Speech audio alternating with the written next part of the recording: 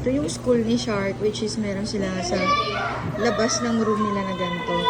So kapag medyo late ako sa pagsundo kami ni Carl, is dito siya magpe-play. Ayan.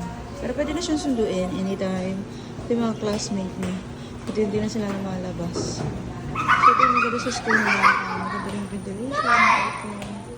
Maraming electric, maraming aircon. O, diba? So, ito yung labas.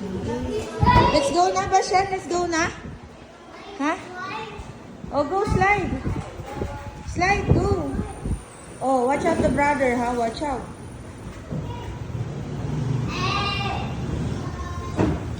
Careful. Let's go na.